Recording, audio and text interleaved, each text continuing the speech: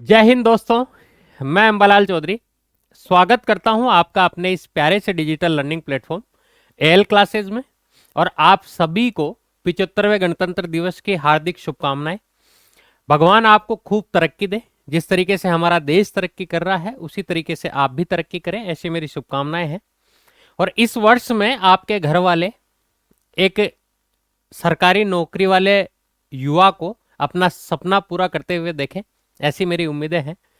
और दोस्तों, cooperative bank की भर्ती जो पहले निकल चुकी थी, फिर फॉर्म पोस्टपोन्ड हो गए थे। आप सभी बच्चों के कमेंट आ रहे हैं कि सर इसका होगा क्या, कब होगी। मैंने आपको ध्यान है एक वीडियो पहले बनाया था जिसमें मैंने कहा था कि फरवरी बजट में इस भर्ती के आने के पूरे चांसेस हैं। अब आप फरवरी बजट तक आपको इंतजार करना ही पड़ेगा। आप चाहे रिक्रूटमेंट सेल में फोन कर लीजिए, चाहे कहीं भी फोन कर लीजिए, कोई आपको कुछ नहीं बताएगा, क्योंकि अभी विधानसभा चल रही है। पूरा फोकस जो ऑफिसर्स का होता है वो केवल और केवल विधानसभा पर होता है। उस दौर में ऐसी चीजें जो है वो जनरली नहीं होती है। तो सभी जो है वो विधानसभा में व्यस्त है, इसलिए थोड़ा सा आपको वेट करना ही पड़ेगा। फरवरी में आप वेट कर लीजिए। एग्जाम जो है उसके बारे में भी मुझे जो संभावनाएं लग रही है वो ये लग रही है कि लोकसभा इलेक्शन के बाद होना है ये, ठीक है। उससे पहले इसकी उम्मीदें बहुत कम है, क्योंकि 18 अप्रैल का एक नोटिफिकेशन वायरल हो रहा है, उसकी कितनी सच्चाई है इसका तो बाद में पता लगेगा। लेकिन अप्रैल से पहले इसका कोई संभावना नहीं है, ये मैं आपको बता देता हूं। अब आज हमारे पास क्या नया है वो मैं आपको बता देता हूं। तो देखो, आज कई दिन से जो बच्चे आईबीपीएस की तैयारी कर रहे हैं ना, उनकी एक डिमांड थी कि साहब हम मैथ भी इंग्लिश में पढ़ लेते हैं, रीजनिंग भी इंग्लिश में पढ़ लेते हैं, और इंग्लिश तो इंग्लिश में है ही ऑलरेडी, ठीक है। ये तीन चीज जो है वो हमारी बहुत अच्छी है। जब हम कोऑपरेटिव एग्जाम की तैयारी करें तो उसमें ये सब चीजें बहुत अच्छी है हमारी, क्योंकि अकाउंट्स भी ऑलमोस्ट इंग्लिश में ही होती है तो वो भी अवेलेबल हो जाती है। लेकिन जो सबसे मेन मुद्दा था वो था राजस्थान जीके का, कि सर राजस्थान जीके जो है वो हमें इंग्लिश में अवेलेबल नहीं है, और अगर अवेलेबल भी है तो वो एटलीस्ट 25 से 30 हजार की रेंज में उपलब्ध है, इससे कम में उपलब्ध नहीं है। क्योंकि ये पढ़ाते हैं आरएस वाले, जो आरएस पढ़ाते हैं उनके पास राजस्थान जीके कंप्लीट होती है, और वो उसकी प्राइस जो है वो बहुत हाई होती है। लेकिन आप जानते हो कि हम सस्ते में बहुत शानदार कंटेंट अवेलेबल करवाते हैं। जनरली होता ये है, जनरली ये करते हैं लोग कि जैसे आपके पास 10 फैकल्टी हैं तो 10 फैकल्टी में से एक, दो या तीन नामी फैकल्टी होती है, और उसके बाद में 6 से 7 फैकल्टीज किसी को भी लाके और कोर्स कंप्लीट करवाने से मतलब रखते हैं, ठीक है। मेरे जो कोर्स चल रहा है उसमें एक सब्जेक्ट ऐसा है जिसकी क्लासेस कम आई है। उसके पीछे रीजन ये था कि बच्चों ने कहा सर इसको इनको चेंज कर दीजिए, तो हमने उनको चेंज किया है। और जो जिनको चेंज किया है वो भी अभी जो है वो उस तरीके से उपलब्ध नहीं करवा पा रहे, उनसे मैं खुद भी असंतुष्ट हूं। तो हम जो है कोशिश ये करते हैं कि बेस्ट से बेस्ट कंटेंट आपको अवेलेबल करवाया जाए, शानदार से शानदार टीचर से अवेलेबल करवाया जाए। तो अब इस कड़ी में आपको एक ये डेमो क्लास हम लोग देने जा रहे हैं। और इसका कोर्स का ड्यूरेशन जो होगा मैं आपको पहले ही बता देता हूं, 3 से 4 महीने आपको इसमें लगेंगे। कंप्लीट राजस्थान जीके जो है वो अवेलेबल होगी ओनली इंग्लिश में। टीचर जो एक्सप्लेन करेंगे वो आपको बोलेंगे वो हिंदी में, मेरी तरह ही। आप देख लीजिएगा डेमो अभी। लेकिन नोट्स वगैरह जो आपको मिलेंगे वो आपको इंग्लिश में मिलेंगे। इसमें क्या क्या चीजें आपको मिलने वाली है, तो एक तो जो पैनल की पीडीएफ होती है, जो पैनल होता है जिस पर जैसे मैं अभी ये लिख रहा हूं, एक तो पैनल की पीडीएफ आपको मिलेगी। इसके अलावा वर्ड की फाइल मिलेगी आपको, एक पीडीएफ मिलेगी जिसमें कंप्लीट नोट्स आपके इंग्लिश में होंगे टाइप किए हुए। आप जब प्रिंट निकलवाओ तो इसका प्रिंट आप निकलवाना ज्यादा बेटर रहेगा, ठीक है। थ्योरी प्लस एमसीक्यू दोनों होंगे, थ्योरी भी होगी और एमसीक्यू भी होंगे। अच्छा, ये केवल कोऑपरेटिव बैंक के लिए ही है क्या? तो मैं आपको बता दूं, राजस्थान में जितनी भी भर्तियां हैं, अगर आप आरएस लेवल की भी तैयारी कर रहे हैं तो उनके लिए भी प्री लेवल पे ये सफिशिएंट है। ये आप ध्यान रखिएगा, ठीक है ना। क्योंकि राजस्थान की कोई सी भी भर्ती हो उसमें अगर जहां ये आती है तो उसमें ये जो इंग्लिश मीडियम का कोर्स है ये सफिशिएंट है, ठीक है। तो ये थ्योरी प्लस एमसीक्यू आपको इसमें मिलने वाले हैं। पहले आपकी थ्योरी होगी जैसा कि हमारा हर कोर्स में होता है, उसके बाद आपके एमसीक्यूज के जो हैं वो आपको क्लासेज मिलेगी। ये पूरा बैच जो है वो रिकॉर्डेड होगा, ये भी आप ध्यान रखिएगा। कोई डाउट क्लास जो है वो आपकी अगर आपकी कोई डाउट क्लास, आपको ऐसा लगता हो कि सर हमारी कोई डाउट क्लास रखी जाए, वो हम लाइव करवा सकते हैं। बाकी ये आपको पूरा बैच जो है वो रिकॉर्डेड मिलेगा, और डेली की डेली क्लासेज अपलोड होंगी, मतलब रिकॉर्डेड अवेलेबल है नहीं, ये classes daily time to time updated मिलेगी। कईयों का ये भी रहता है कि सर जो 19 जिले नए बने हैं, 19 डिस्ट्रिक्ट जो बने हैं, क्या इनके हिसाब से होगी? तो बिल्कुल अपडेटेड जो होगी वो क्लासेज मिलेंगे आपको, ये बात आप ध्यान रखिएगा। और भी अगर आपका कोई डाउट हो, अब जो मेन बात है उस पर अभी हम आएंगे, कोई डाउट हो तो आप हमें 209242 इस नंबर पर या 982357 इन दोनों नंबर में से किसी भी नंबर पर आप कॉल कर सकते हैं। अब सबसे मेन चीज है कि सर इसकी प्राइस क्या रखी गई है?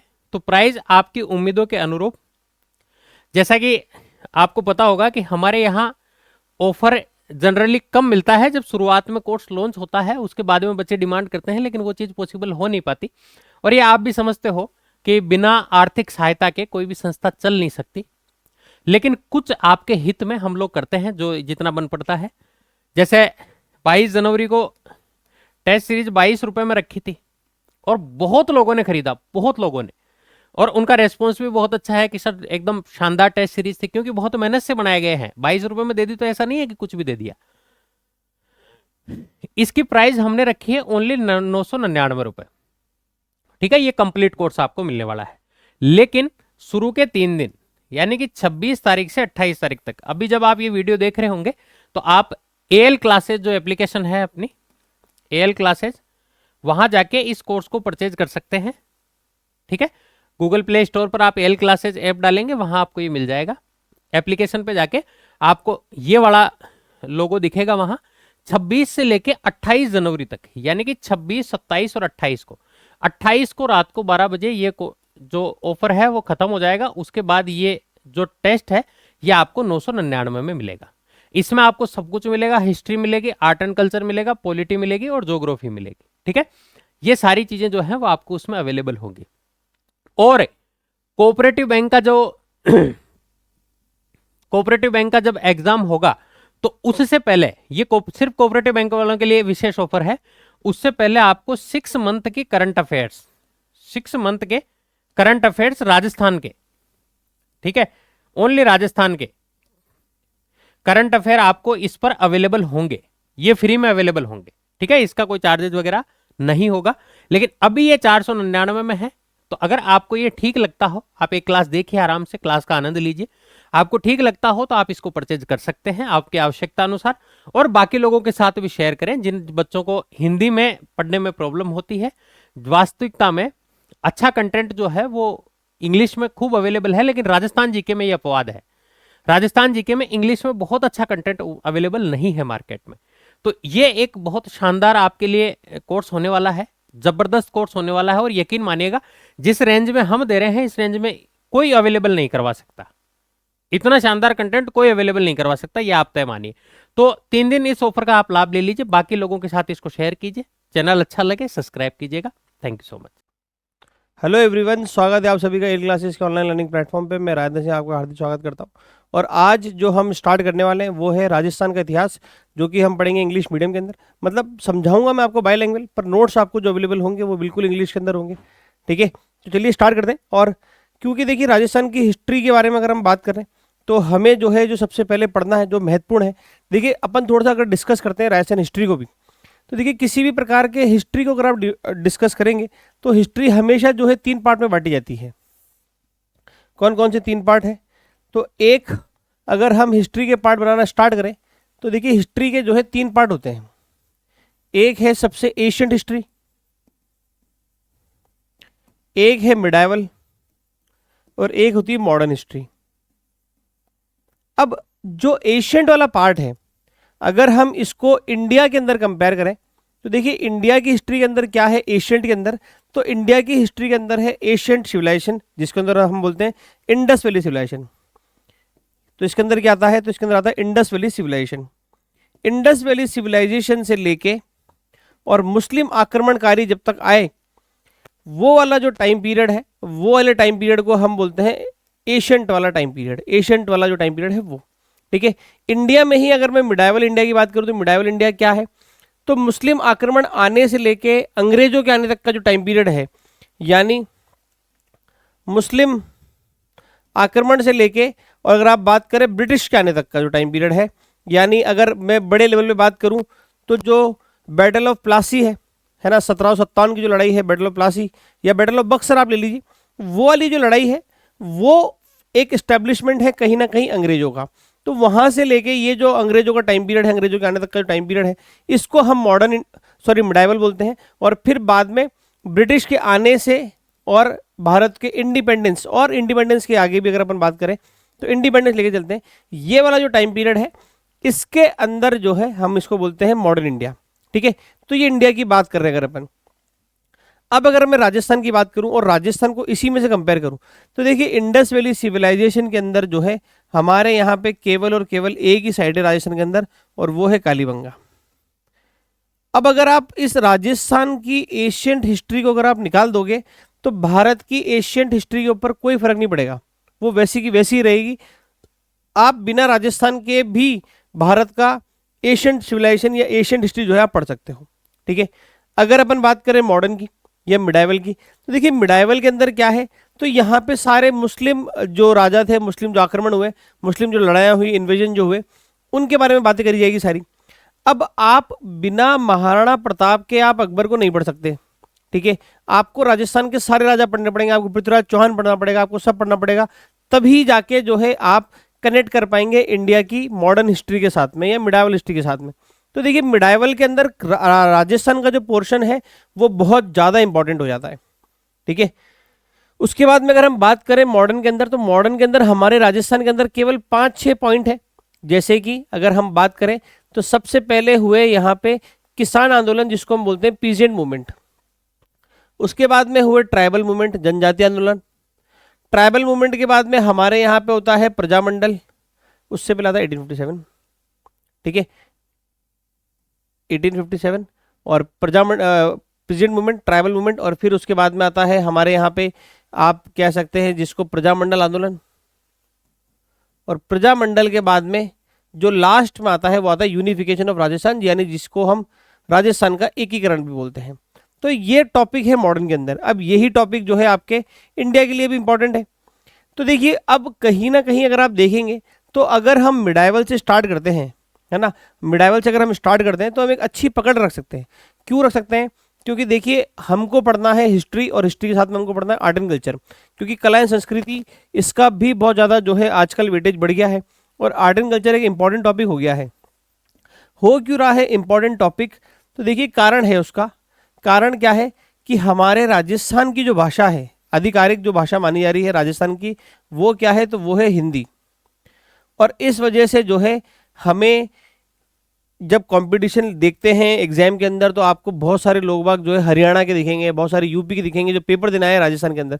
क्यों? क्योंकि लैंग्वेज सेंट्रिक नहीं है। अगर आप गुजरात में पेपर दोगे तो आपको गुजराती आनी चाहिए, महाराष्ट्र में पेपर दोगे तो मराठी आनी चाहिए, पर यहाँ पे राजस्थान में ऐसा कोई सीन नहीं है। इस वजह से जो है हिंदी है भाषा, तो वैसे भी बहुत सारे लोग पेपर देने आते हैं। आप अगर 2016 का आरएस का पेपर देखेंगे तो रिजल्ट देखेंगे तो उसमें आपको मालूम पड़ेगा कि 4th रैंक पे जो लड़की है वो हरियाणा से। ठीक है, तो ऐसे बहुत सारी चीज़ें हैं। तो कहीं ना कहीं जो है राजस्थान सरकार को चिंता है कि वो ज़्यादा से ज़्यादा राजस्थान के लोगों को ले। अब जब ये चिंता है तो फिर इसको दूर कैसे करा जाए? इस वजह से जो है राजस्थान का आर्ट एंड कल्चर जो है वो आपसे ज़्यादा पूछा जाता है। आजकल आप अगर पेपर का पैटर्न देखेंगे तो इतिहास से ज़्यादा सवाल जो है वो आपके आर्ट एंड कल्चर के अंदर बन रहे हैं। अब आर्ट एंड कल्चर के अंदर क्या है देखिए, तो आर्ट एंड कल्चर के अंदर जैसे किले आएंगे, फोर्ट।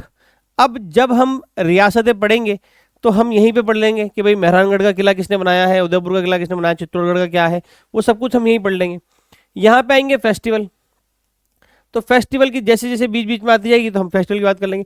तो आपका कहीं ना कहीं आर्ट एंड कल्चर का भी एक मेजर पोर्शन जो है, जैसे इसमें छतरियाँ आती है ना, तो जैसे जैसे हम युद्ध पढ़ेंगे तो जैसे जैसे डेथ होती जाएगी मैं छतरियाँ आपको वहीं बताता चलूँगा। तो ऐसे बहुत सारा पोर्शन हम आर्ट एंड कल्चर का भी हम जो है किस में कवर कर लेंगे, तो वो हम कवर कर लेंगे हमारे मिडाइवल के अंदर ही। इसीलिए अब जो हम राजस्थान हिस्ट्री स्टार्ट कर रहे हैं उसका मेन पार्ट स्टार्ट कर रहे हैं, हम वो कर रहे हैं मिडाइवल हिस्ट्री से। अब मिडाइवल के अंदर क्या है, तो हमको पढ़नी है डायनेस्टी बहुत सारी। ठीक है, राजस्थान के अंदर जो है डायनेस्टी पढ़नी है आपको। अब डायनेस्टी हमारे यहाँ पे मुख्य तौर पे जो है वो पढ़नी है अपन को, गुहिल डायनेस्टी पढ़नी है हमको, जो है गुहिल के बाद में हमको मारवाड़ की राठौर डायनेस्टी पढ़नी है, हमें चौहान पढ़ने हैं, ठीक है। चौहान पढ़ने के बाद में जो है हम भाटी भी पढ़ेंगे, हम जादौन भी पढ़ेंगे, हम कछवाहा भी पढ़ेंगे,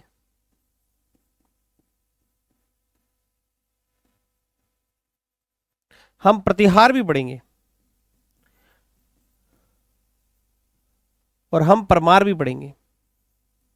तो राजस्थान में लगभग लगभग जो है ये कुछ डायनेस्टियां रही जिनका राज रहा, और इनको हम पढ़ेंगे। पेपर की दृष्टि से अगर आप देखेंगे तो गुहिल बहुत महत्वपूर्ण है, राठौड़ महत्वपूर्ण है, चौहान महत्वपूर्ण है और कछवाहा महत्वपूर्ण है। ध्यान रखना, अभी जब आरएस का लेटेस्ट सिलेबस आया है उस लेटेस्ट सिलेबस के अंदर केवल और केवल यही डायनेस्टी जो है वो लिखी हुई है। पर किसी और पेपर में आपसे कुछ पूछ ले, जैसे कि 2.5 साके जो है वो जैसलमेर के अंदर हुए हैं, ठीक है, तो अपन बात करेंगे अगर 2.5 साका क्या होता है वो सब अपन बात करेंगे, पर एक एग्जाम्पल के लिए बता रहा हूँ।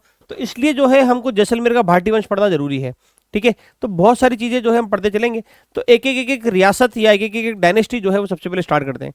तो आज की जो हमारी क्लास है वो किस पे बेस्ड है, तो वो है गुहिल डायनेस्टी के ऊपर बेस्ड, ठीक है। और गुहिल डायनेस्टी को हम स्टार्ट कर रहे हैं। और गुहिल डायनेस्टी को अगर आप देखेंगे तो गुहिल डायनेस्टी कहाँ पे राज करती थी, तो गुहिल डायनेस्टी राज करती थी मेवाड़ के अंदर, ठीक है। तो हम क्या स्टार्ट कर रहे हैं, हम स्टार्ट कर रहे हैं सबसे पहले मेवाड़, ठीक है। अब ये बात आती है मेवाड़ है कहाँ पे, कौन सा है मेवाड़। तो देखो, अगर आप राजस्थान का नक्शा देखेंगे,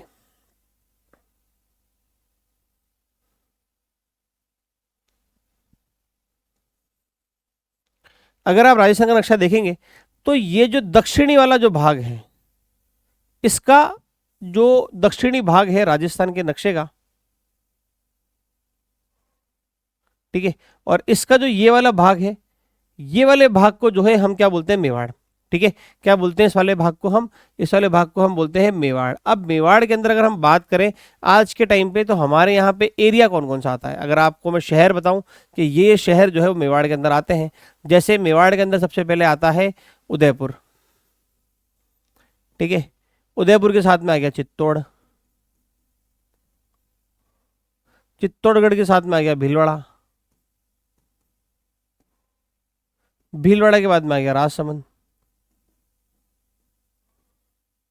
नया जिला बन गया सलूम्बर, ठीक है। और क्या आ गया, तो और आ गया प्रतापगढ़। तो ये कुछ जिले हैं जिनको हम आज के टाइम पे, इन जिलों को उस समय के टाइम पे पहले मिला के जो है हम क्या बोलते थे, तो पहले मिला के हम इनको क्या बोलते थे, मेवाड़, ठीक है। ध्यान रखना कौन कौन से जिले हैं, उदयपुर, चित्तौड़, भीलवाड़ा, राजसमंद, सलूम्बर और प्रतापगढ़, इन सबको मिला के हम क्या बोलते हैं, मेवाड़ बोलते हैं, ठीक है। अब मेवाड़ के जो है कुछ पुराने नाम भी हैं, एशियन नेम भी है, ठीक है। मेवाड़ के जो है कुछ पुराने नाम भी हैं। अब पुराने नाम क्या है मेवाड़ के, तो देखो मैं आपको थोड़ा सा हिस्ट्री और समझाता हूँ ढंग से चीजें, और आप इसको समझने की कोशिश करना थोड़ा सा।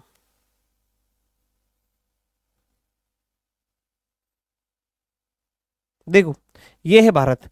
अब इसके अंदर हुआ क्या, तो यहां से लेके ये वाला जो पोर्शन है ये पूरा हिमालय है, ठीक है। ये वाला पोर्शन क्या है, तो ये वाला पोर्शन है हिमालय, ठीक है। यहाँ पे जो है बर्फ का पहाड़ है।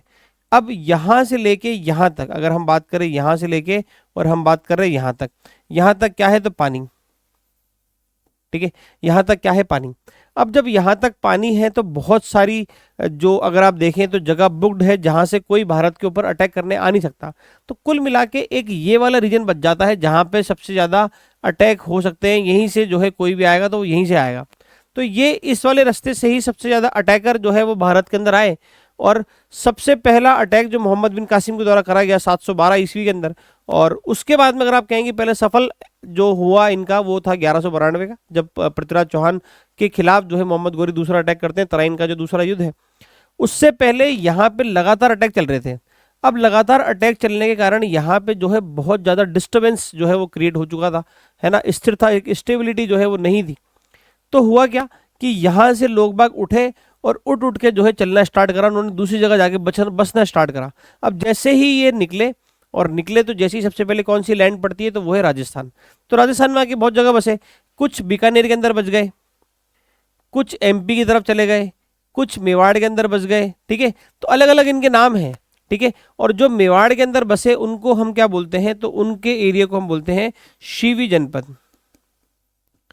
क्या बोलते हैं, शिवी जनपद, ठीक है। ध्यान रखना, शिवी जनपद जो 16 जनपद वाला काल आपने पढ़ा होगा, उसके अंदर एक शिवी जनपद भी था, और शिवी जनपद की जो राजधानी थी, जो कैपिटल थी, तो कैपिटल का नाम क्या था? तो कैपिटल का नाम था माध्यमिका।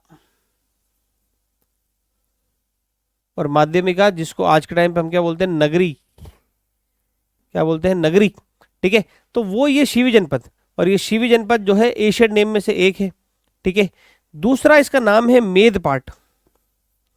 दूसरा नाम क्या है? तो दूसरा नाम है मेदपाट। अब ये मेदपाट क्या है? तो देखिए, मेदपाट जो है मेद जो है वो एक ट्राइब हुआ करती थी, मेर ट्राइब। ठीक है, कौन सी ट्राइब हुआ करती थी? तो मेर ट्राइब हुआ करती थी, और इसी की बहुलता की वजह से इस एरिया को जो है मेरपाट बोलते थे। उससे बड़ा बड़ा कि जो है ये क्या बन गया? तो मेदपाट बन गया। और तीसरा जो है इसी का हिंदी में नाम, और वो है प्रागवाट। क्या नाम है? तो ये ध्यान रखना, प्रागवाट। मेदपाट, प्रागवाट और शिवी जनपद, तो ये तीन जो है वो यहाँ पे नाम है किसके? तो ये मेवाड़ के एशियन नेम है। क्या क्या नाम है?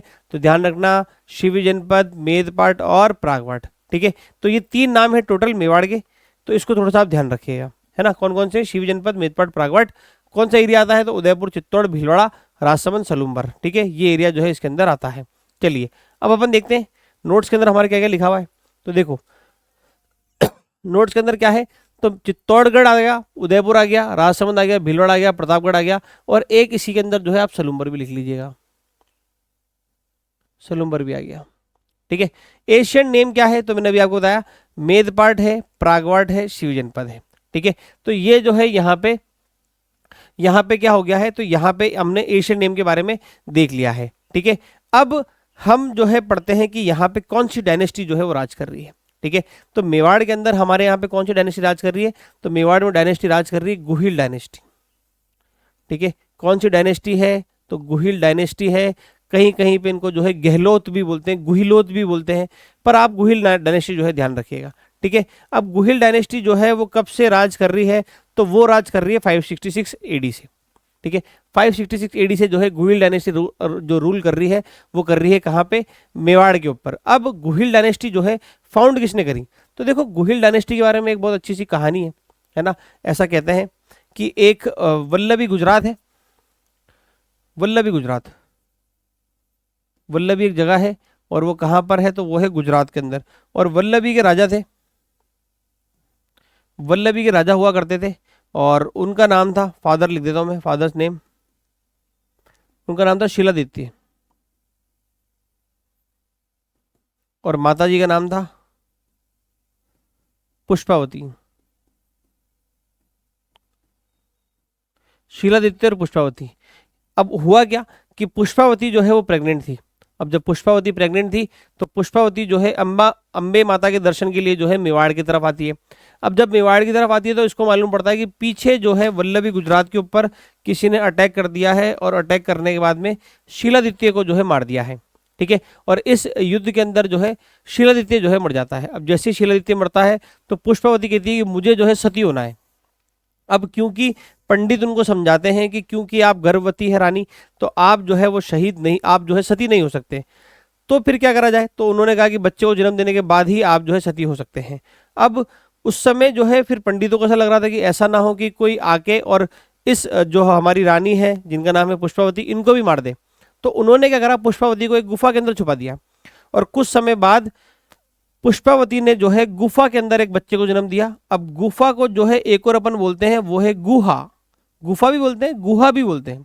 ठीक है, और गुहा में जन्म देने के कारण बच्चे का जो नाम पड़ा वो पड़ा गुहिलादित्य। ठीक है, क्या नाम पड़ा बच्चे का? तो बच्चे का नाम पड़ा गुहिलादित्य। और इस गुहिलादित्य ने जो है इसी ने आगे जाके जो है गुहिल डायनेस्टी की स्थापना करी 566 ईस्वी के अंदर। ठीक है, तो ये ध्यान रखना, माताजी का नाम क्या है? तो पुष्पावती, पिताजी का नाम है शिलादित्य, और गुहा के अंदर जन्म होने के नाम पे इसका नाम पड़ा था गुहिलादित्य, और गुहिलादित्य से ही नाम पड़ा क्या? गुहिल। तो यही चीज जो है इसके अंदर है। ठीक है, और 566 ईस्वी की बात अपन ने कर ली। 556 ईस्वी के अंदर क्या है? गुहिल ने जो है फाउंड करी कौन सी? गुहिल डायनेस्टी। ठीक है, और उसके बाद में जो है फादर्स नेम क्या है? तो शिलादित्य, और मदर्स का नाम क्या? पुष्पावती, बेटे का नाम क्या था? तो गुहिलादित्य, जो मैंने आपको बताई। ठीक है, अब हुआ क्या इसके बाद में? और ये जो भी अपन बात कर रहे थे कि गुहिल जो है उसका जन्म हुआ है कहाँ पे, गुफा के अंदर, इस वजह से उसका नाम पड़ गया गुहिलादित्य। और ये जो है एक हिंदू सूर्यवंशी राजा होते हैं। और गुहिलों की जो है टोटल 24 ब्रांचें बताई गई है। ठीक है, कितनी ब्रांचें बताई है टोटल, तो बोले टोटल 24 ब्रांचें जो है वो है। जैसे कहाँ कहाँ पर है, तो मेवाड़ के अंदर है, वागड़ के अंदर है, चाटसू के अंदर है, महाराष्ट्र के अंदर है। अभी आगे जाके मैं आपको बताऊंगा कि छत्रपति शिवाजी महाराज जो है वो भी कहीं ना कहीं गुहिल डायनेस्टी से संबंधित है। उसके बाद में जो है नेपाल के अंदर है। ठीक है, अब हमें कैसे मालूम पड़ा कि यहाँ पे जो है गुहिल डायनेस्टी जो है वो 566वीं ईस्वी से जो है वो राज कर रही है। ठीक है, हमें कैसे मालूम पड़ा, तो हुआ क्या, एक जगह है मेवाड़ के अंदर और उसका नाम है सामोली। ठीक है, क्या नाम है, सामोली। और सामोली से जो है हमें मिला एक इंस्क्रिप्शन। अब ये इंस्क्रिप्शन क्या होता है, ठीक है, अब ये इंस्क्रिप्शन क्या होता है तो उसके बारे में अपन बात करते हैं। देखो होता क्या है, आज के टाइम पे आप देखोगे कि ऐसा जो है अगर कोई आपके यहाँ पे पुल बना है या आपके यहाँ पे जो है कोई ब्रिज बना है और उस दौरान जो है उसके अंदर एक पत्थर लगा हुआ होगा शिलालेख, और उसके ऊपर चीज़ें लिखी होगी कि भाई इस ब्रिज का निर्माण जो है वो इतने इतने रुपए में करा गया है, इस ब्रिज का उद्घाटन जो है हम इस तारीख को कर रहे हैं, चीफ गेस्ट के रूप में इस चीज को बुला रहे हैं। ये आपने एक पत्थर जरूर देखा होगा। इसी पत्थर को हम क्या बोलते हैं, इंस्क्रिप्शन। जो किसी चीज की या किसी इवेंट की जो है आपको जानकारी दे उसको बोलते हैं इंस्क्रिप्शन, हिंदी में इसको अभिलेख बोलते हैं। ठीक है, अब कौन सी जगह से मिला, तो वो हमको मिला उदयपुर के पास में एक जगह है सामोली, और सामोली से जो है हमको अभिलेख मिलता है, इसलिए हम इसका नाम क्या कर देते हैं, तो हम इसका नाम कर देते हैं सामोली अभिलेख। ठीक है, ये ध्यान रखना। अब सामोली अभिलेख जो है यानी सामोली इंस्क्रिप्शन की अगर अपन बात करें तो सामोली इंस्क्रिप्शन जो है वो कब का है, तो वो है 646 एडी यानी 646 ईस्वी का। ठीक है, अब इस इंस्क्रिप्शन के अंदर जो है किसके बारे में इंस्क्रिप्शन है, तो ये इंस्क्रिप्शन है शिलादित्य का। इंस्क्रिप्शन किसका है, इंस्क्रिप्शन है शिलादित्य का। और शिलादित्य कहता है कि मैं गुहिल की डायनेस्टी के अंदर 5वें नंबर का राजा हूं। क्या कहता है ये, तो ये कहता है कि मैं गुहिल की डायनेस्टी के अंदर कौन से नंबर का राजा हूं, 5वें नंबर का राजा हूं। मतलब गुहिल जो है, गुहिल से मैं 5वें नंबर पर हूं, यानी अगर ये 5वें पे है, उसने कहा चौथे नंबर पर है नाग, तीसरे नंबर पर है महेंद्र, दूसरे नंबर पर है भोज, और फिर पहले नंबर पर कौन है, गुहिल। और इसका टाइम पीरियड क्या है, तो 646। ठीक है, इसका टाइम पीरियड क्या है, 646, जो भी अपन ने इंस्क्रिप्शन के बारे में बात करी। तो ये इंस्क्रिप्शन पढ़ा एक हमारे राजस्थान के बहुत फेमस हिस्टोरियन है जिनका नाम है गौरी शंकर हीराचंद ओझा। गौरी शंकर हीराचंद ओझा। और इन्होंने जब ये इंस्क्रिप्शन पढ़ा तो इन्होंने कहा कि यार ये इंस्क्रिप्शन शिलादित्य का, और शिलादित्य 5वां राजा है, और शिलादित्य का टाइम पीरियड जो है वो 646 है। तो ओझा जी ऐसा कहते हैं कि देखिए कोई भी अगर राजा बना है तो वो कम से कम एवरेज, क्योंकि उस समय लड़ाइयाँ होती नहीं थी, तो मान के चलो कम से कम 20-20 साल तो इन्होंने राज कराई है। और वही हमने करा कि 646 के अंदर अगर शिलादित्य था तो 20 साल कम करने पे नाग का आ गया, फिर 20 साल कम करने पे महेंद्र का आ गया, फिर 20 साल कम करने पे भोज का आ गया, और फिर 20 साल कम करने पे किसका आ गया, गुहिल का। इससे हमको ये जानकारी मिलती है कि गुहिल डायनेस्टी जो है वो 566 ईस्वी से मेवाड़ के अंदर राज कर रही है। ठीक है, तो ये ध्यान रखना भाई, गुहिल डायनेस्टी जो है वो कब से राज कर रही है, 566 ईस्वी से। एक और इंस्क्रिप्शन है वटनगर का इंस्क्रिप्शन। ठीक है, वटनगर के इंस्क्रिप्शन के अंदर क्या है, तो देखो वहां पे क्या है, वटनगर जिसको आप बसंतगढ़ भी बोलते हो, जिसको आप सिरोही भी बोल सकते हो, वटनगर है ना, जिसको हम बसंतगढ़ भी बोलते हैं। और ये कहाँ पर है, तो ये सिरोही वाला जो है, सिरोही वाला जो एरिया है ना, सिरोही, वहां पर है। तो वहां पे क्या है, एक समुदाय था महाजन समुदाय, और इन महाजन समुदाय को जो है पता लगता है कि भाई जो जावर वाला एरिया है यहाँ पे जो है माइंस यानी सोने की सॉरी चांदी की जो है वो खान जो है वो निकल सकती है, तो वो खुदाई करने के लिए जो है यहाँ पे आते हैं। और महाजन समुदाय के जो हेड होते हैं उनका नाम होता है मेहतर, मतलब पोस्ट है, ये मेहतर जो है पोस्ट है। और इनका पोस्ट पे जो आदमी बैठा था उनका नाम था जेतक। ठीक है, तो जेतक क्या करता है, तो जेतक जो है एक मंदिर बनाता है जिसका नाम है अरण्यवासिनी। अरण्यवासिनी का मंदिर बनाता है जावर माता के अंदर। जावर जो जगह जहाँ पे ये चांदी की माइंस यानी चांदी की खान खोदने के लिए आए थे, और वहाँ पे एक मंदिर बनाता है अरण्यवासिनी। और अरण्यवासिनी जब ये मंदिर बनाता है उसके बाद इसको लगता है कि इसके जीवन का लक्ष्य जो है वो पूरा हो गया। देखिए अभी हम क्या करते हैं, तो अभी हम हमारा जीवन जो है घसीटते रहते हैं कि अगर बीमार हो गए तो दवाई ले लेके ठीक होते रहेंगे, 80-90 साल तक हो जाएंगे, चल नहीं पा रहे तो भी जो है जी रहे हैं। पहले के लोग बाग ऐसे नहीं थे। पहले के लोग बाग क्या करते थे कि उनका जीवन का टारगेट था कि भाई मेरे को ये जीवन में करना है, वो कर लिया, तो इसका मतलब आपका जीवन का उद्देश्य पूरा हुआ और वो अपने आप को खत्म कर लेते थे। ऐसे ही जेतक थे। जेतक जो है अरण्यवासिनी का मंदिर बनाते हैं और उनको मालूम पड़ता है कि ये जो है मेरे द्वारा किया गया कार्य है और शायद मैं इसी के लिए जन्मा था। और जब उनको ऐसा मालूम पड़ता है कि शायद ये उनका लाइफ का टारगेट था और वो पूरा हो गया है, तो वो फिर जो है देवमुख के एरिया के अंदर जो है आग जलाते हैं और गाना गाते हैं कि ये दुनिया, ये महफिल मेरे काम की नहीं, और उसके बाद जो है वो अग्नि के अंदर प्रवेश कर जाते हैं। ठीक है, तो इस वटनगर के अभिलेख के अंदर जो है हमको मिला कि भाई ये इस तरीके से जो है मेवाड़ के अंदर आए थे और गुहिल डायनेस्टी जो है वो यहाँ पे राज करी थी, इन्होंने अपने इंस्क्रिप्शन के अंदर जो है बताया है। ठीक है, तो अगर मैं समराइज करूँ अभी फटाफट अपनी चीजें, तो अपनी चीजें समराइज करने में क्या है, तो देखो हमने सबसे पहले बात करी मेवाड़ का एरिया। मेवाड़ का एरिया क्या है, चित्तौड़गढ़, उदयपुर, राजसमंद, भीलवाड़ा, प्रतापगढ़, सलूम्बर। पुराने नाम क्या है, 3, मेदपाट, प्रागवाट और शिव जनपद। शिव जनपद की राजधानी क्या थी, तो ध्यान रखना शिव जनपद की राजधानी थी माध्यमिका, है ना। शिव जनपद की कैपिटल क्या थी, ये भी अपन आगे पढ़ेंगे, वैसे भी चीज आएगी, पर इसकी कैपिटल का नाम ध्यान रखना माध्यमिका। माध्यमिका, जिसको आज के टाइम पे हम क्या बोलते हैं, नगरी, चित्तौड़गढ़ के पास में एक जगह है ना, वो अपन बात करेंगे इस बारे में। ठीक है, तो ये इसके जो है एशियन नेम हो गए। और उसके बाद में हमने बात करी कि 566 के अंदर जो है गुहिल डायनेस्टी रूल कर रही है, और 566 के अंदर जो है गुहिल डायनेस्टी ने जो है गुहिल ने फाउंड करी थी गुहिल डायनेस्टी। गुहिल के पिताजी का नाम था शिलादित्य, माताजी का नाम था पुष्पावती और बेटे का नाम था गुहिलादित्य। ठीक है, और गुहिलादित्य जो है वो जन्म हुआ था गुफा के अंदर, इस वजह से उसका नाम जो है वो गुहिलादित्य पड़ गया। ठीक है, और ये जो है सूर्यवंशी राजा थे, हिंदू थे। 24 ब्रांचें टोटल बताई गई है गुहिलादित्य की, जिसको बहुत सारे जो हिस्टोरियन है वो सपोर्ट भी करते हैं। और उस ब्रांचों में है मेवाड़, वागड़, चाटसू, महाराष्ट्र और नेपाल। उसके बाद में हमको मिला सामूल इंस्क्रिप्शन जो कब का है, 646 का। और किसको मिला है, तो गौरीशंकर हीराचंद ओझा, जिनको हम बोलते हैं GH ओझा, या हम बोलते हैं ओझा जी।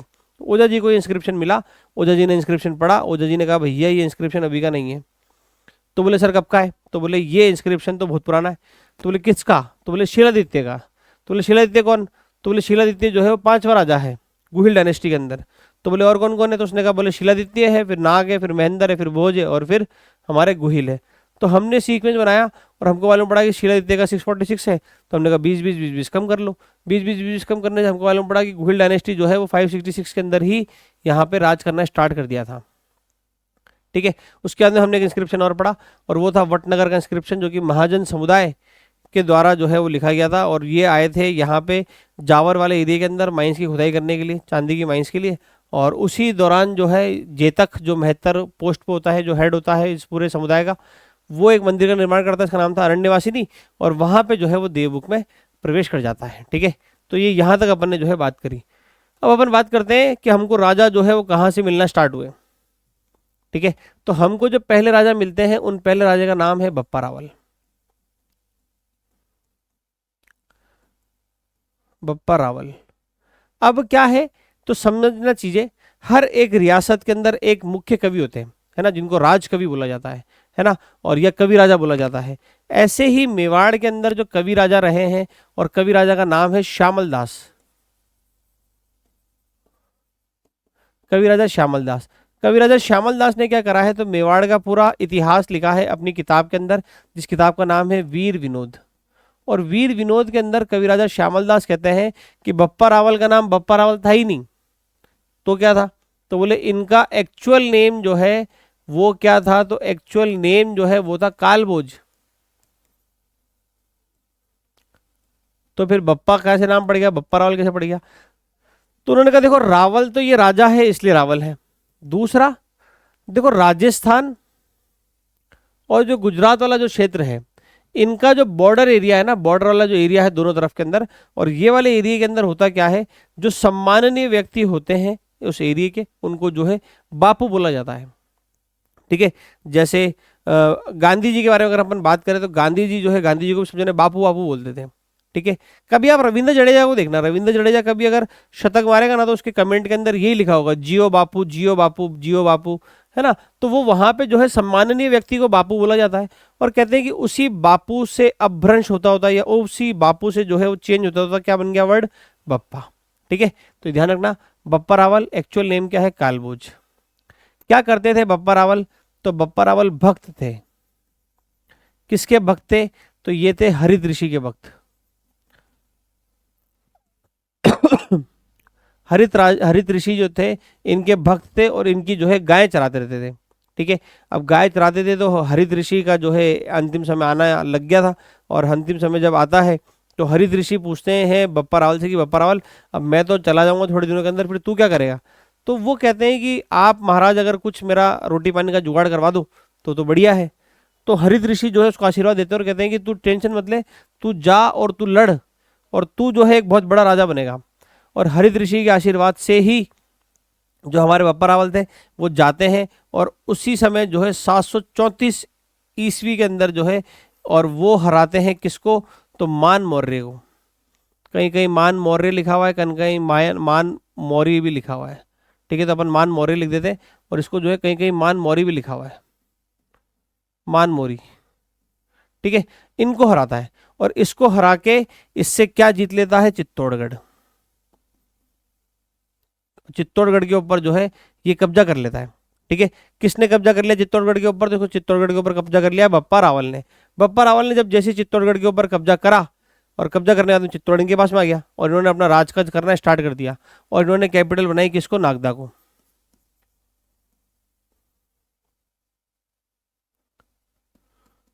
कैपिटल किसको बनाई? तो कैपिटल बनाई नागदा को।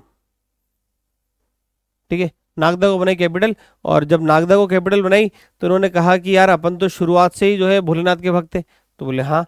तो इसने कहा कि भैया एक मंदिर बनवाओ और इन्होंने जो है एक मंदिर बनवाया। उस मंदिर का नाम है एकलिंगजी टेम्पल। अब एकलिंगजी जो मंदिर है, ये एकलिंगजी मंदिर जो है किसका है? तो ये शिव जी का मंदिर है, ये भी ध्यान रखना। किसका मंदिर है? तो लॉर्ड शिव का टेम्पल है। ठीक है, और कौन से संप्रदाय का है? तो लकुलिश संप्रदाय का है। लकुलिश संप्रदाय जो है उसका ये मंदिर है, लकुलिश संप्रदाय का मंदिर है एकलिंग जी का मंदिर। और ये मंदिर जो है कौन बनवाता है? तो ये मंदिर बनवाता है हमारे बप्पा रावल। ठीक है, अब कहाँ बनवाया है? तो ध्यान रखना, इसको बनवाया है कहाँ पे? नागदा के अंदर। अब नागदा में भी आपसे बोले कहाँ पे? तो जहाँ भोलेनाथ रहते हैं। भोलेनाथ तो कैलाश पर्वत पे रहते हैं, तो इधर भी जगह का नाम जो है इन्होंने यही करा है और जगह का नाम है कैलाशपुरी। ठीक है, तो ध्यान रखना, कैलाशपुरी नागदा के अंदर जो है मंदिर बनाया है एकलिंग जी का टेम्पल। किसने? बप्पा रावल ने। ठीक है, और बप्पा रावल ने जो है फिर वो राजकाज करना स्टार्ट कर दिया। अब बप्पा रावल एकदम आराम से खुश था, आराम से बढ़िया काम चल रहा। पर उसने देखा कि बहुत सारे लोग बाग जो है वो टैक्स नहीं देते इसको। तो इन्होंने कहा यार टैक्स क्यों नहीं दे रहे? तो उन्होंने कहा यार तू है कौन टैक्स लेने वाला? हमारे बराबरी में से उठ के तू है राजा बन गया और तू कह रहा है कि टैक्स नहीं दे रहे, टैक्स नहीं दे रहे। तो फिर बप्पा रावल को ऐसा लगा कि यार अब ये सब तो मेरी बराबरी के हैं, अब ये टैक्स देंगे नहीं तो अपन काम कैसे चलाएंगे? ठीक है, तो फिर वो जो है दिमाग लड़ाता है और वो अगले दिन कहता है कि भाई कल रात को जो है भोलेनाथ सपने में आए थे और भोलेनाथ ने सपने में आके कहा कि भाई बप्पा रावल, बात ऐसी है कि मेरे को तो पूरी दुनिया देखनी है। एक काम कर, ये मेवाड़ मेवाड़ वाला एरिया जो है वो तू देख ले, यहाँ से टैक्स तू कलेक्ट कर लिया कर और उन टैक्स को जो है जनता की भलाई के अंदर खर्च कर दे, है ना, ताकि मैं अगर तू यहाँ पे मेवाड़ संभाल लेगा तो मेरे को मेवाड़ देखना नहीं पड़ेगा और मैं दूसरा एरिया निपटाता हूँ जब तक दूसरे लोगों की प्रॉब्लम सॉल्व करता हूँ। तो और उन्होंने कहा कि बोले, फिर बप्पा रावल भगवान से कहते हैं कि प्रभु अगर किसी ने टैक्स देने से मना कर दिया तो बोले तू फिर बोल देना कि मैं देख लूंगा। ठीक है साहब, मन से बनाई हुई कहानी थी। और अगले दिन जाके वो अपने सारे साथियों को बोलता है कि भैया या तो मुझे टैक्स दे दो और या फिर तुम्हें भगवान देख लेंगे। तो भगवान से डर के जो है वो बहुत जने टैक्स देना स्टार्ट करते हैं और ये फिर स्टार्ट हो जाता है कि जो बप्पा रावल थे, बप्पा रावल से ही चीज स्टार्ट हो गई। इन्होंने कहा कि मेवाड़ के असली राजा कौन है? तो असली राजा एकलिंग जी है। एकलिंग जी जो है वो तो किंग है और हम कौन है? तो बोले हम हैं एकलिंग जी के दीवान। दीवान यानी प्राइम मिनिस्टर।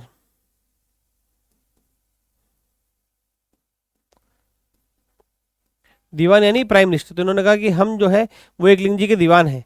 इसको अपन बोलते हैं थ्योरी ऑफ किंगशिप, है ना, डिवाइन थ्योरी ऑफ किंगशिप बोलते हैं। जो मैंने अभी आपको स्टोरी समझाई इसका मतलब क्या है? तो डिवाइन थ्योरी ऑफ किंगशिप।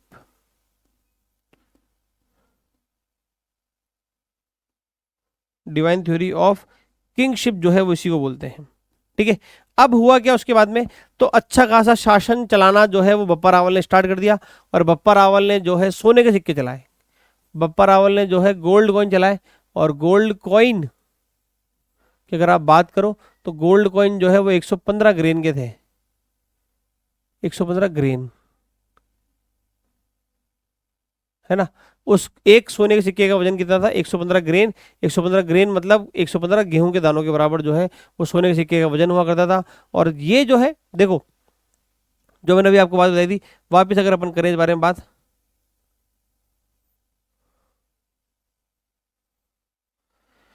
तो सारे अटैकर कहां से आ रहे हैं? यहीं से आ रहे हैं।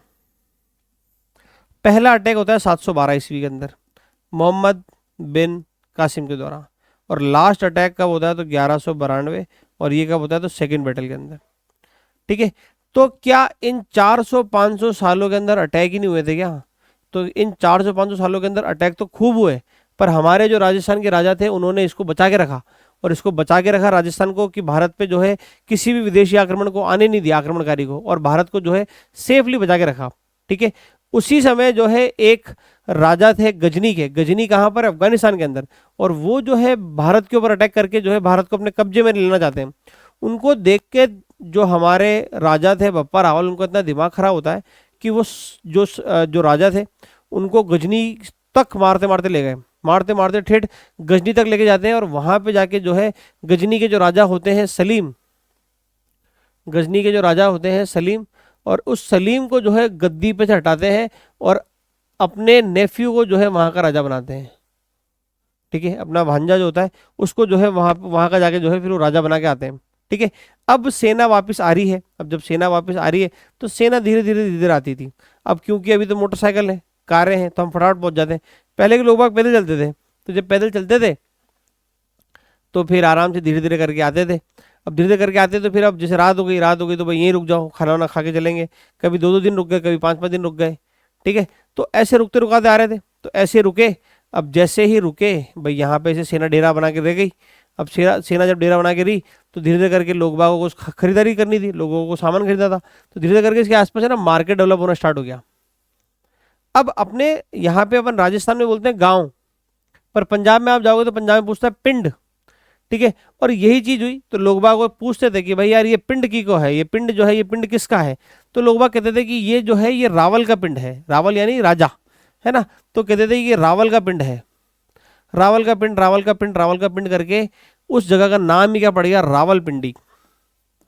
अगर आपने नाम सुना हो शोएब अख्तर का, जो पाकिस्तान के एक बहुत फेमस बॉलर है, तो वो यहीं से आते हैं, रावलपिंडी से। ठीक है, तो ध्यान रखना, पाकिस्तान के एक शहर का नाम रावलपिंडी किसके नाम पे करा गया है? तो ये बप्पा रावल के नाम पे करा गया है। और बप्पा रावल को ही चार्ल्स मैडकॉफ, सीवी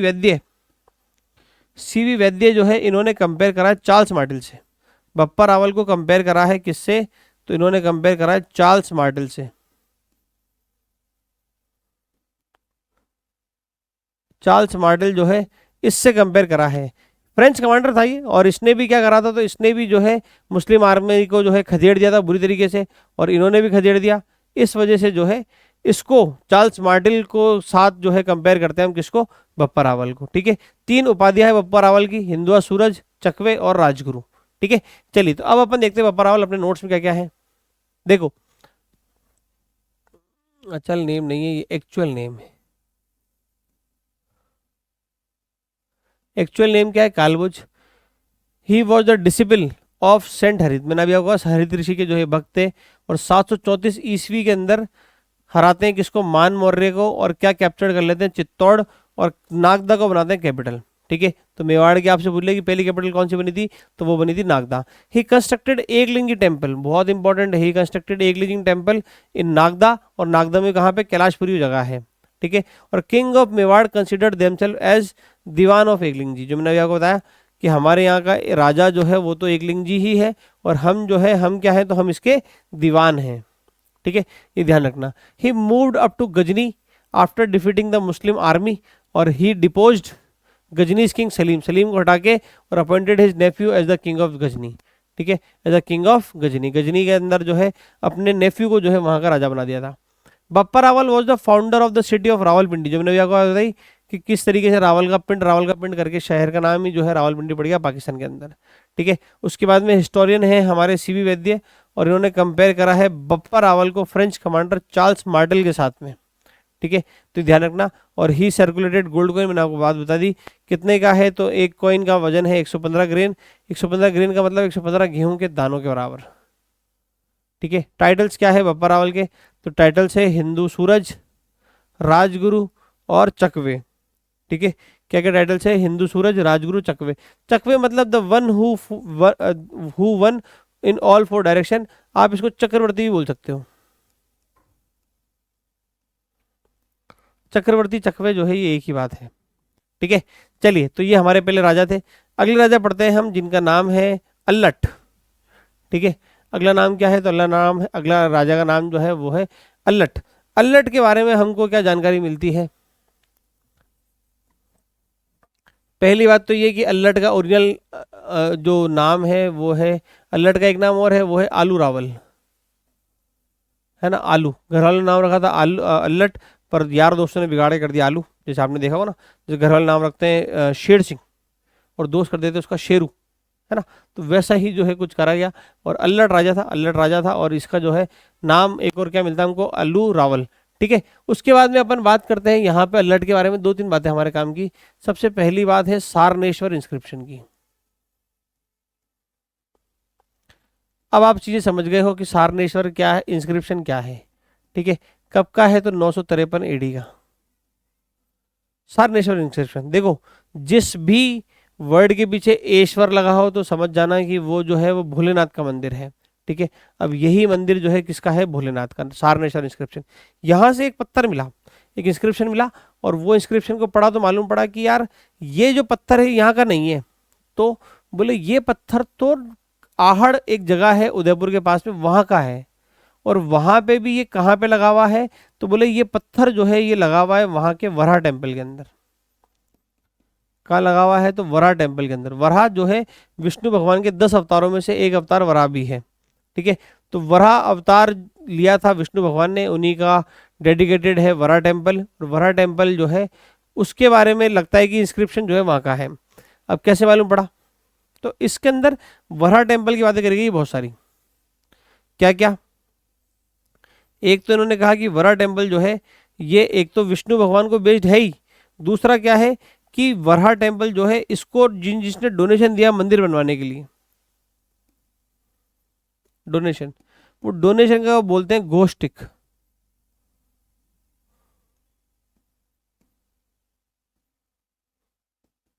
गोष्ठी, क्या बोलते हैं? गोष्ठी, है ना। जो मंदिर को दान देता है उसको क्या बोलते हैं? गोष्ठी।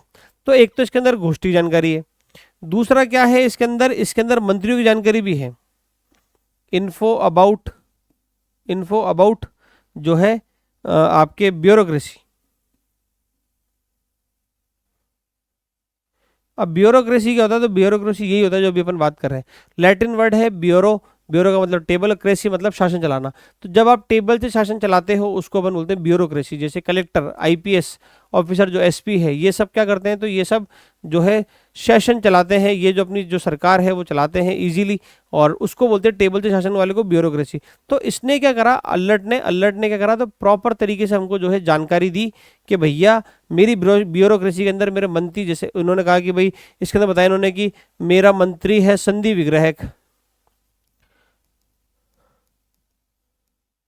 संधि विग्रह, संधि विग्रह क्या काम करता है? तो ये जो है संधि करने का काम करता है बहुत सारे जो है राजाओं के बीच में। तो इन्होंने बताया मेरा संधि विग्रह ये है, मेरा अमात्य ये है ना, मेरा धोबी, ये सब कुछ इन्होंने बताया उस इंस्क्रिप्शन के अंदर। अब जब हमको मालूम पड़ा कि भैया मंत्री इस तरीके से बने हुए हैं, तो इसका मतलब कि कहीं ना कहीं मंत्रिमंडल यानी ये इस तरीके से प्रॉपर ब्यूरोक्रेसी की शुरुआत अगर मेवाड़ में कोई करता है तो वो कौन करता है? अल्लट। अल्लट ने जो है प्रॉपर ब्यूरोक्रेसी स्टार्ट करी थी मेवाड़ के अंदर, ही ध्यान रखना। ठीक है, उसके बाद में इससे जानकारी मिली हमको इनकी माताजी की। ठीक है, इनकी माताजी की जानकारी मिलती है, और इनके बेटे, इनकी माताजी का नाम जो है वो है महालक्ष्मी। और महालक्ष्मी जो है वो कौन से राजवंश की है? तो वो है राष्ट्रकूट। वो क्या है? तो वो है राष्ट्रकूट। और इनके पिताजी जो है, और पिताजी का नाम क्या था? माताजी का नाम तो महालक्ष्मी था, राष्ट्रकूट थी। और पिताजी का नाम नहीं मिलता इसके अंदर, बेटे का नाम मिलता है। और बेटे का नाम जो है वो है नरवाहन। ठीक है, तो ये सारनेश्वर इंस्क्रिप्शन है। ठीक है, इसके आगे का फिर जो है हम अपनी अगली क्लास के अंदर करते हैं। तब तक के लिए जय हिंद, जय भारत।